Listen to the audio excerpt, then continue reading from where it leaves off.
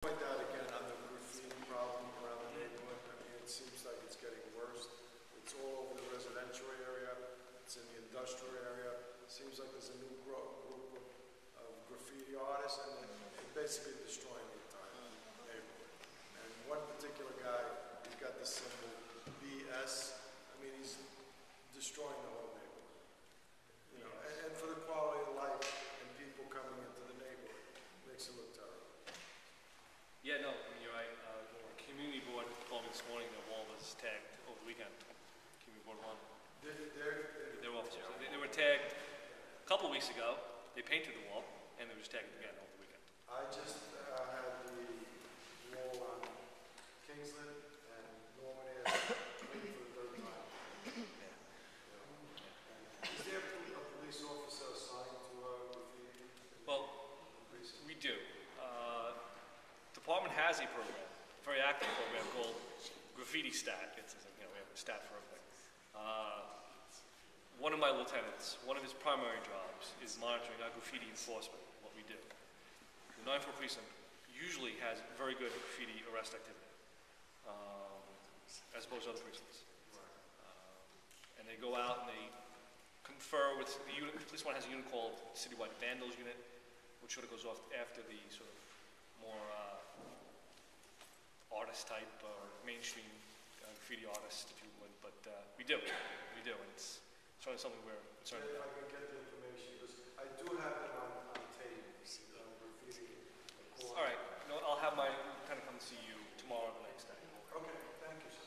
We'll look up. I know we have the information, so. All right. Good evening. My name is Diane Jackson. I'm from Cooper Park Houses in Brooklyn. And Deputy Inspector, I want to thank you for meeting with us last week to discuss some issues that we have at Cooper Park Houses.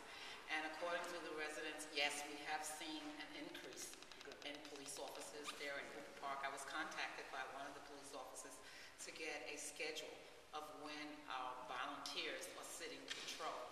And as I said, the new officers have been into the manager's office, have introduced themselves to management, and the residents are saying that they've seen more police officers around during those hours. However, we still have a big problem with people sleeping in buildings, sleeping near the roofs. A lot of these are people that belong to the shelter. And when they pass their curfew and they can't get in, somehow or other they get into our buildings and they sleep in the staircases in the building. But there's no, this usually happens between the hours of midnight and 8 a.m. As a matter of fact, when our building caretakers come on to work in the morning, some of them are still there sleeping. So, you know, if you have your midnight crews working, if they could just periodically, especially at 60 Kingsland Avenue. It's a big problem there in that building. The other day, there were like 5 people sleeping on the staircase.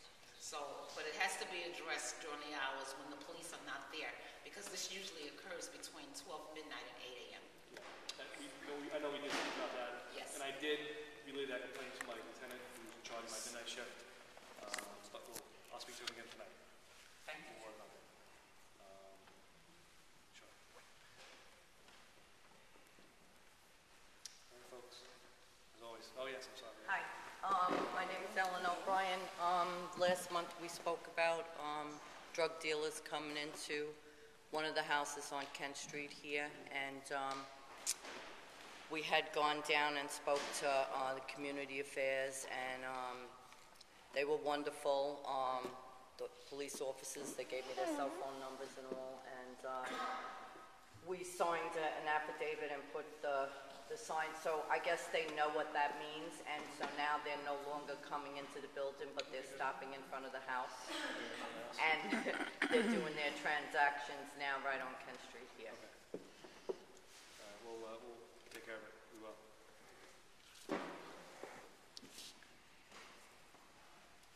So again, I'll be here afterwards for anything you want to bring up. So, thank you.